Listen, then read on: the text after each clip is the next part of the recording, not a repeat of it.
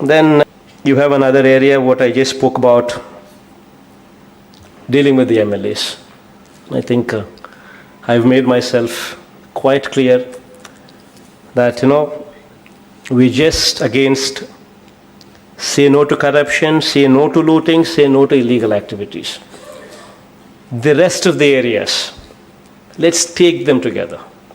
Let's work together. Let's have an inclusive governance. The rest of the areas. That's explicitly explained. I think you'll do well with it.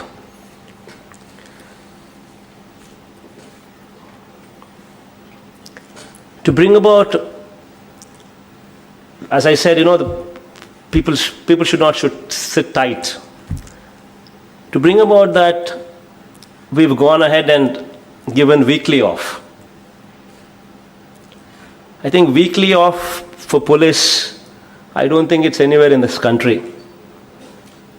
Probably Bihar tried it for a while and somehow I don't think it actually went that far. But first time, weekly off for police, this is something what's coming from our governance. That is our meaning, all of us together. And we are committed to it. This weekly off would entitle the situation where we would have to be recruiting probably 20%, 25% more police into the force. We will do it. It gives emotional wellness. When somebody takes a day off, spends that time with the family, it helps. It rejuvenates the person. Because I strongly believe that it should be done. And then, God's grace, today we are implementing that.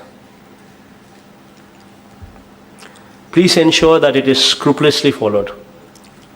Pass a message to the lowest level of your department. Give them a break. Get in systems in place that it's scrupulously followed.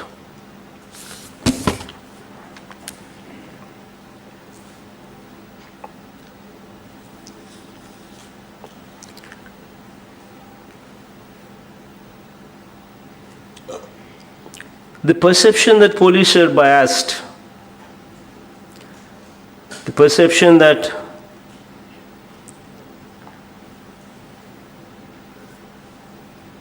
police are biased, especially this perception, especially if it is there in vulnerable sections, then I think we're doing a bad job. Especially these Dalits, these weaker sections, if these people develop this kind of a perception on police, then I think we utterly failed in our duty. Because these people have no voice. They're the poorest of the lot. These people have no voice.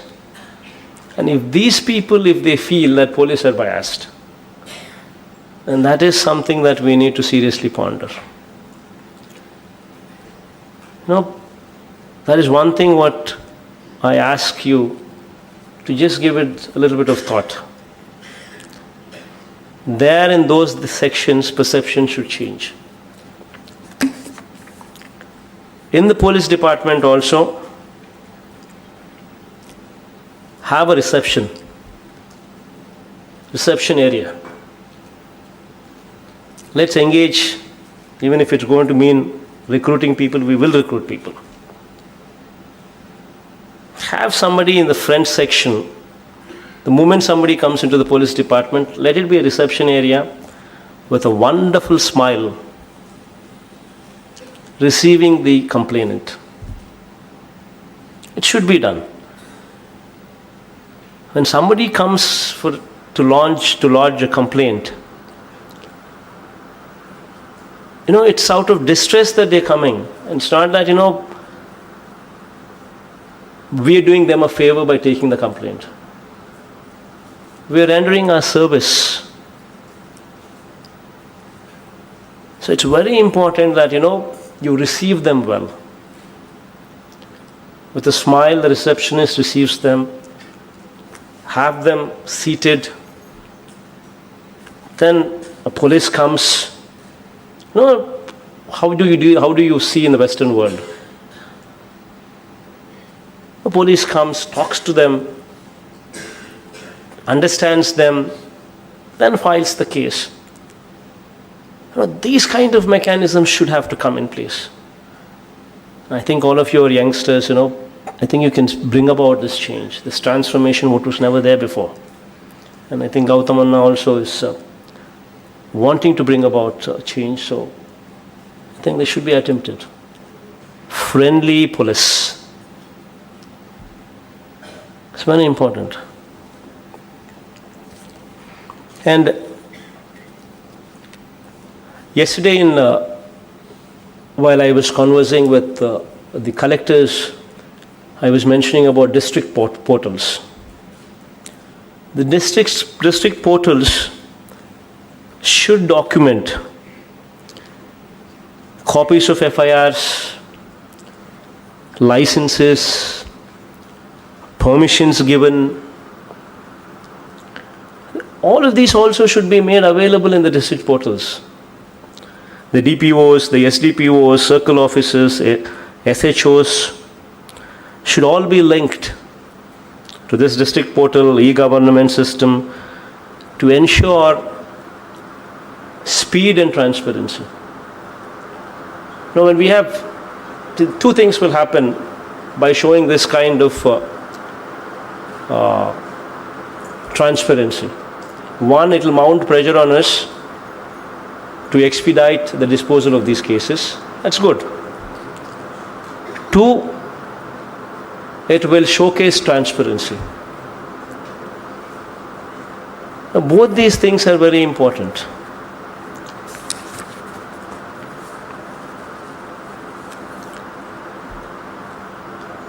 Another important thing what I advise the SPs to do is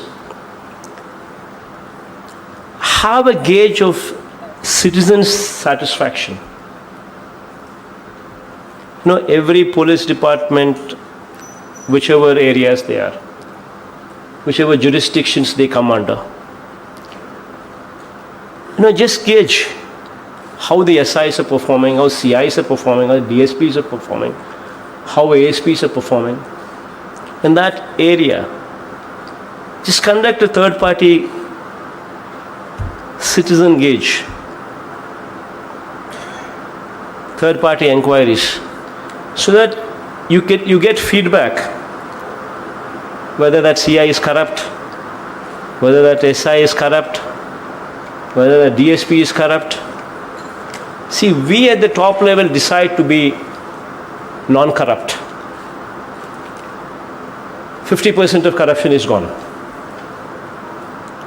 Then the other 50% is how do we curtail corruption at that stage? That's the 50%. That's the steps what we need to take. So have a gauge. Take periodical inquiries. Why do we just believe somebody who says I'm not corrupt? You don't know how the SI is performing, or the CI is performing, or the DSP is performing. We just hear news and then we take decisions. Because that guy is sweet to us, because that guy speaks to us well, we presume that this guy is good. We don't know. Conduct a third-party inquiry. Gauge the perception from the people. How is this CI? How is this SI? You know for yourself. Then you can take a call. Shift him out, not to shift him out. Ask for somebody to be shifted out, not ask for somebody to be shifted out. These are the options, choices what you would have with more on scientific basis. Not out of whims and fancies, but more on scientific grounds. Take feedback from the victims, take feedback from the citizens on behavior of the officer, speedy disposal of cases by the officer, fairness of the officer, and all such parameters, what would actually improve? Then the response time. Now, I was just telling yesterday, every level, mandal level to district collector level, in their respective offices, conduct a grievance cell is what I was telling them. Where in that grievance cell conducted on Monday, we named it as Spandana. We asked the officers not only to conduct the grievance cells, but also take their telephone numbers and give them a receipt as to when we would be clearing their plea. That helps. And that receipt, I asked the collectors to randomly check if that receipt is being honored or not. Collectors also would be doing that. Giving a receipt on speedy disposal, saying that I would dispose in 15 days' time. I would dispose this case in 1 week's time. I would dispose this case in 3 days' time. Whatever time you think is right, mention it in the receipt, on the receipt. Then it is your duty to ensure that it happens from the collector to the bottommost level. Then the collectors, when they go for inspection, surprise checks, meet the villagers, they can ask for the receipts. They say, has it been done or not? Have the timelines been met or not? It speaks something about the officer that you're dealing with. It speaks something about the credibility that is attached to this disposal mechanism. All that will happen if we can also bring about the same systems in place. No, it's something different. But when tried, it could send a strong message of credibility, of transparency, of speedy disposal. All three in place. I've asked the collectors to practice this. I would also request the SPs to bring it in place. It helps. Let there be, somebody goes to file a complaint. There is someone who receives them with a smile on their face. Somebody attends to them, takes their complaint, gives them a receipt, says that so and so matter would be disposed in so many days. There is a sense of confidence that, okay, I am well received, somebody is attending my job. It sends a strong signal. I think it will send a strong transformation signal.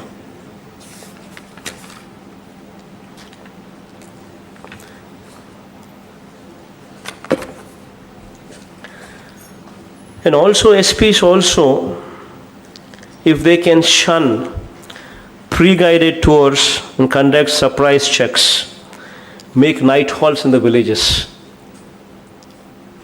even that would help. Direct interaction with the villages, pay special focus in visiting the localities inhabited by the weaker sections. SP going to a weaker section colony, SPs themselves asking, how is my CI doing? How is my SI doing? Are they doing good? Are you happy with them? It sends such a strong message.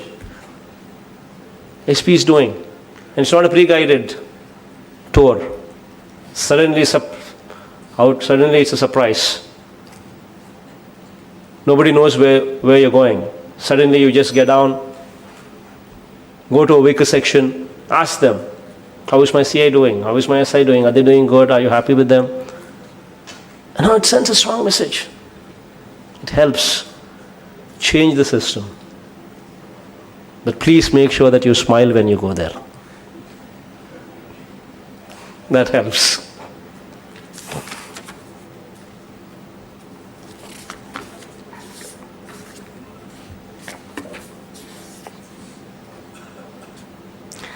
Then some of the guidance has come from cyber crimes. police officials are not fully equipped to deal with these cases. But this is something what is becoming reality these days. Cyber stalking and harassment on social media against women should be given topmost priority. Women are something, if we cannot protect, then I think we're failing in our duty. Stalking, cyber harassment, especially with cell phones coming, at the numbers at which they're coming, all these things have become byproducts. Social imbalance, cyber harassment. We do not have sufficient training at the bottom level. Probably, organize for, training for us even at the topmost level, so that this training could be taken up to the bottommost level. Cyber crime is something this is going to be future. We need to gear up. Check out how other states are doing. Check out how the Western world is doing, how the developed countries are doing, how they're doing, and how are they dealing with it, and how do we deal with it. And then proper training at the bottommost level is very important.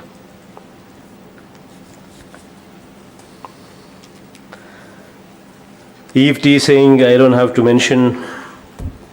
Eve teasing.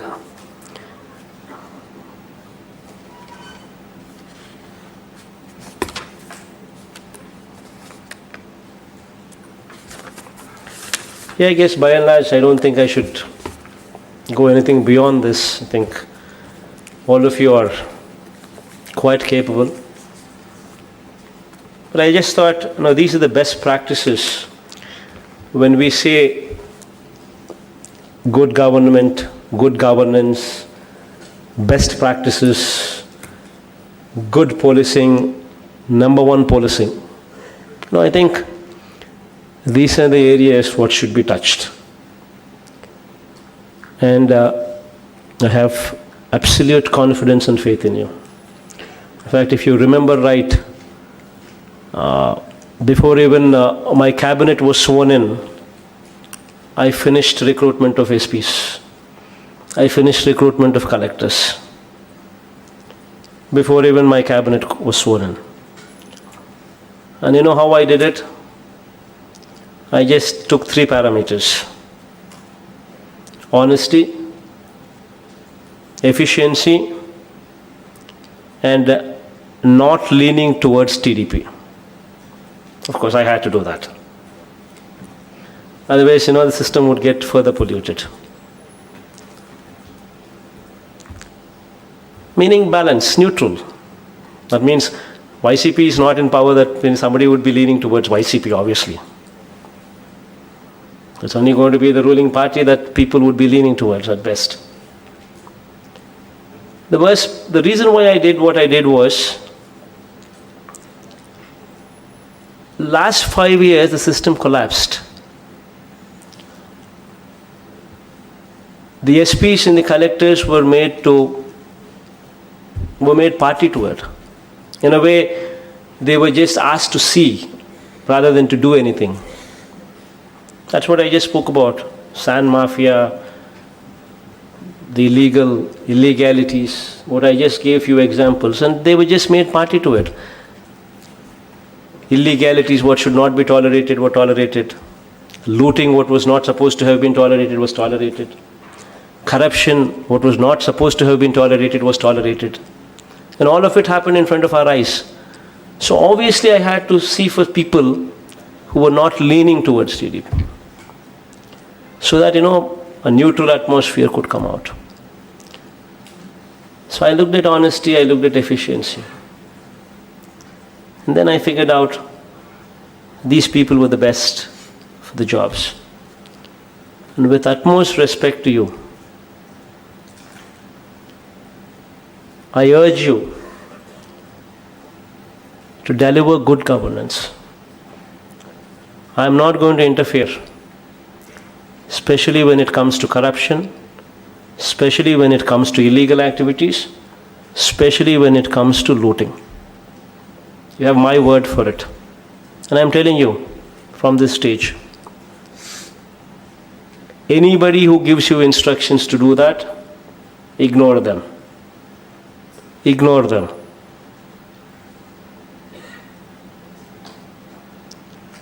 But rest of the areas, take people into confidence.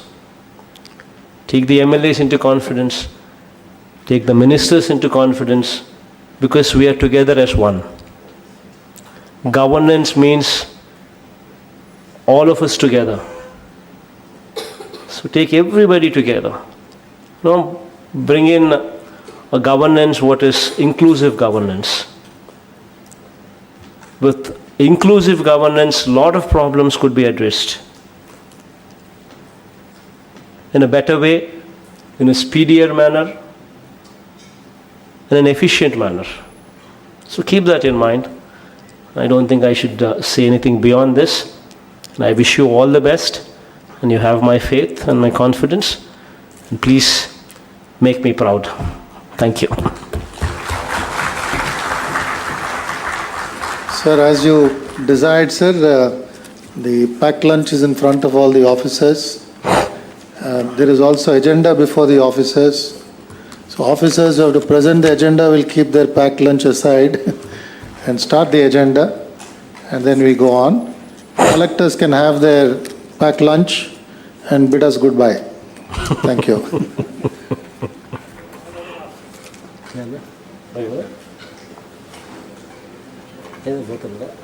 5-minute break. Okay, All other secretaries also can, No, is there any way? Why people after getting the up? lunch. And the people are break. Huh? We Secretary. continue or there's a break? I think the lunch is served. We can have a working lunch and continue.